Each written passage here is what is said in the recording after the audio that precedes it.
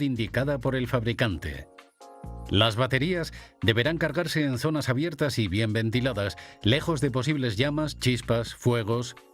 Cualquier anomalía detectada por el operario que afecte a su seguridad o la del equipo debe ser comunicada inmediatamente y subsanada antes de continuar los trabajos. Se permanecerá sujeto mediante arnés de seguridad a los puntos de anclaje de la plataforma.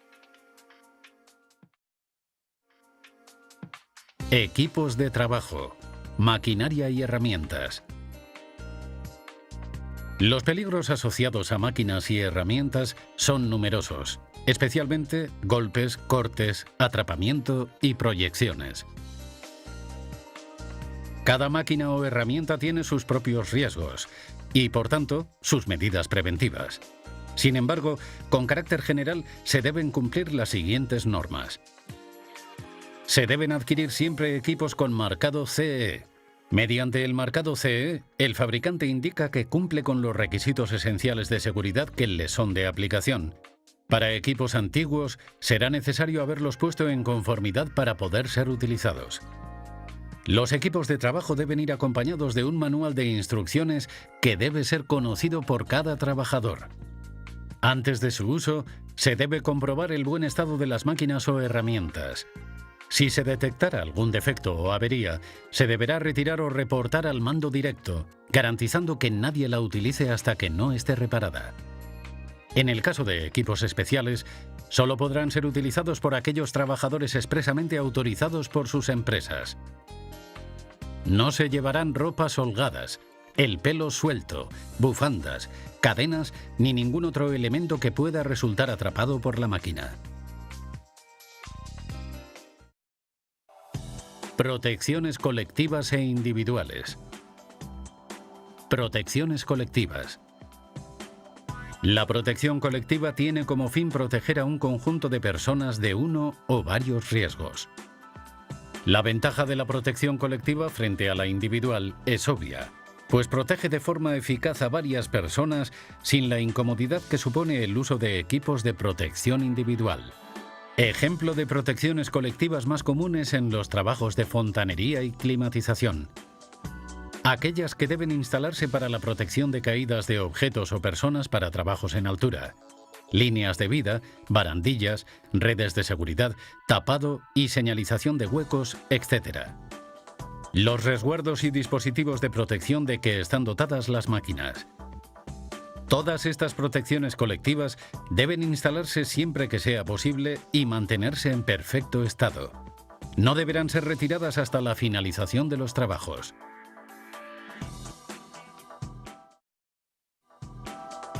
Protecciones individuales. Cuando la utilización de protecciones colectivas no es suficiente o no pueden garantizar la seguridad de los trabajadores, se debe recurrir a la utilización de equipos de protección individual. Un EPI nunca elimina, ni tan siquiera controla una situación de riesgo. Tan solo minimiza sus consecuencias. Los trabajadores deben seguir las instrucciones que se les han dado sobre la utilización y mantenimiento de los equipos de protección individual. También deben informar de inmediato a su superior jerárquico directo de cualquier defecto o daño apreciable en un EPI.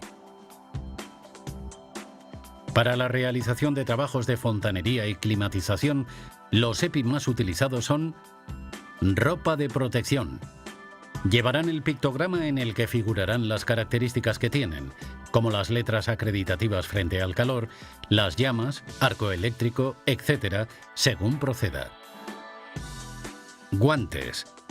Existen diferentes clases de guantes.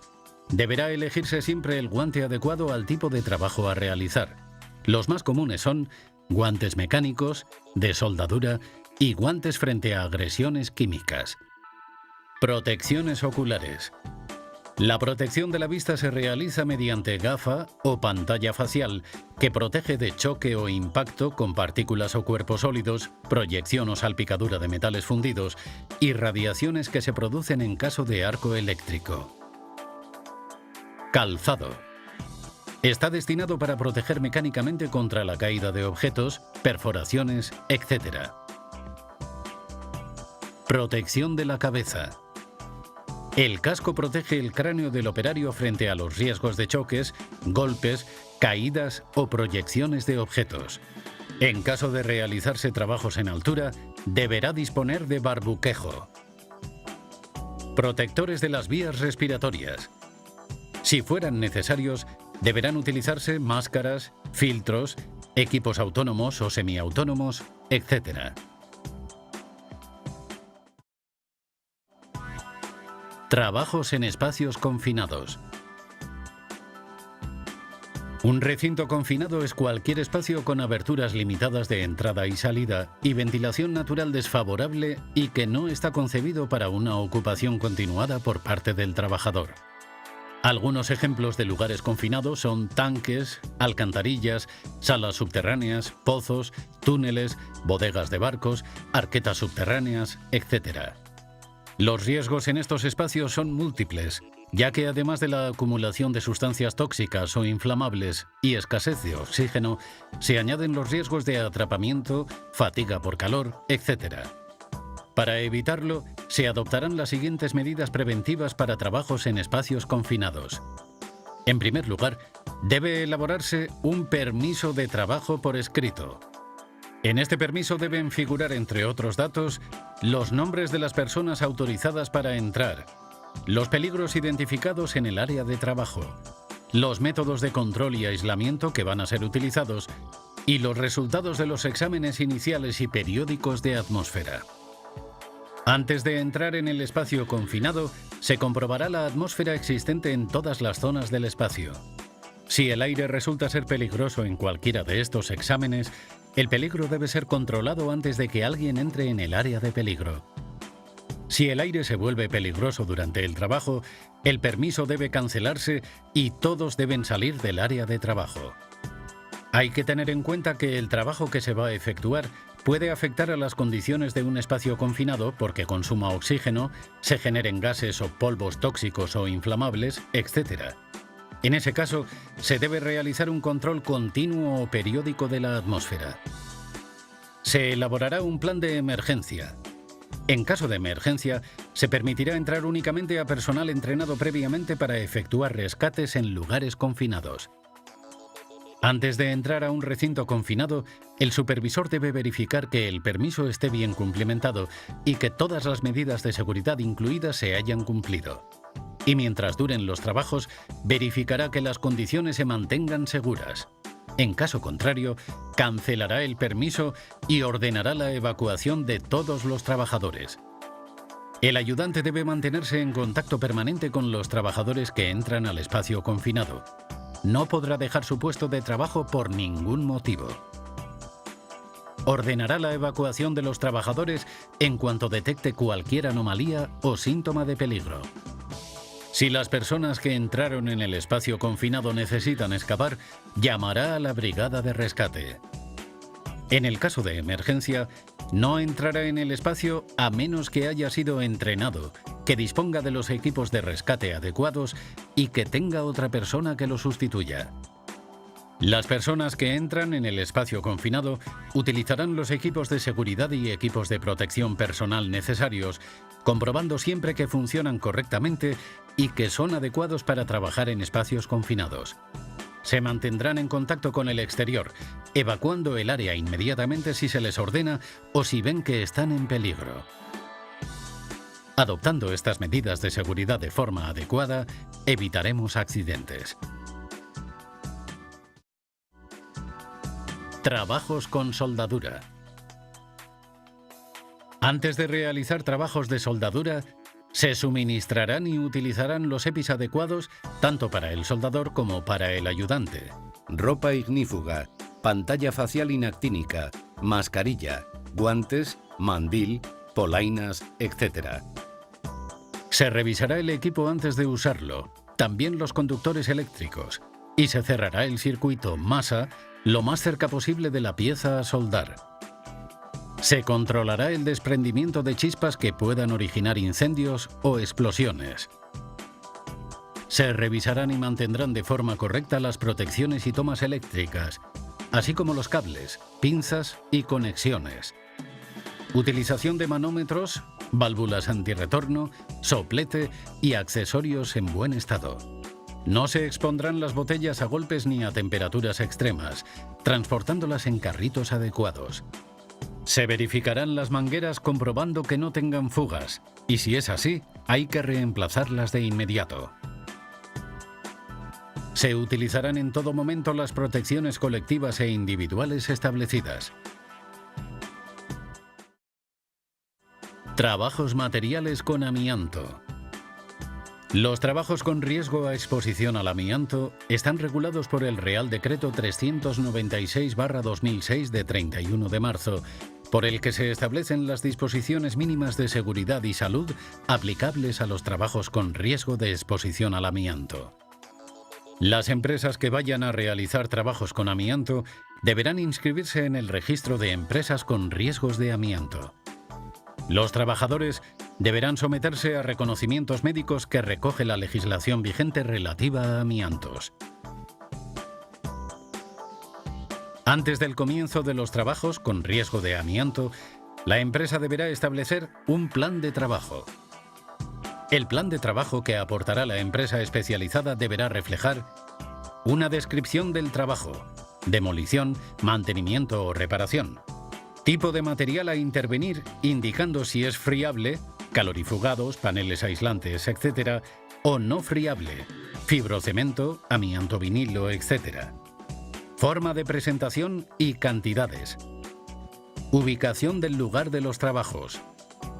Fecha de inicio y duración prevista. Relación nominal de trabajadores implicados y categorías profesionales. Formación y experiencia en los trabajos especificados. Procedimientos que se aplicarán según trabajos. Medidas preventivas para limitar la generación y dispersión de fibras de amianto. Medidas para limitar la exposición de los trabajadores. Equipos utilizados para la protección de los trabajadores. Características y número de unidades de descontaminación. Tipo y modo de uso de los EPI.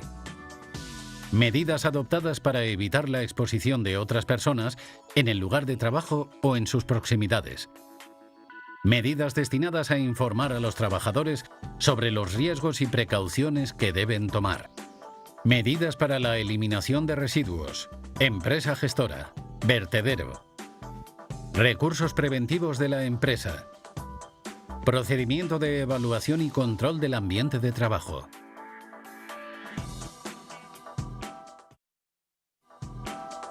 Materiales y productos químicos. La utilización de los productos químicos viene determinada por los trabajos a realizar. Los más comunes en los trabajos de fontanería y climatización suelen ser los selladores y decapantes. Su uso se realiza en pequeñas cantidades en función de los trabajos a realizar.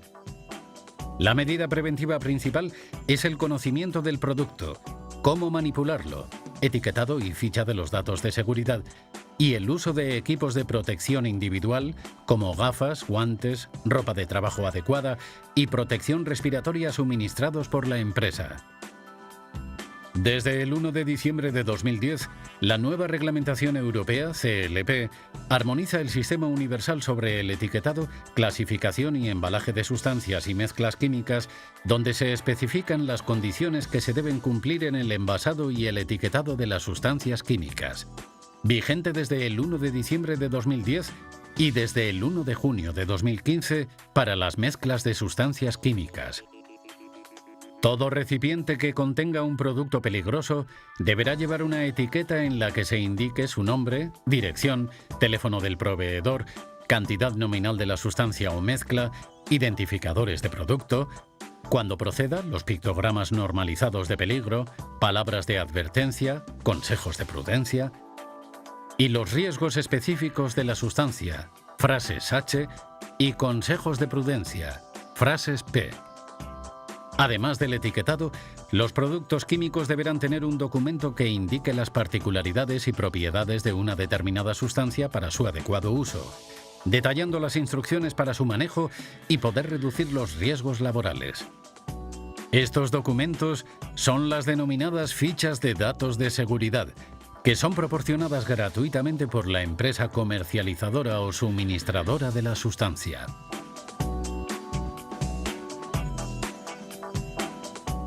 La aplicación sistemática de todas estas medidas de seguridad contribuirán a la prevención de riesgos laborales.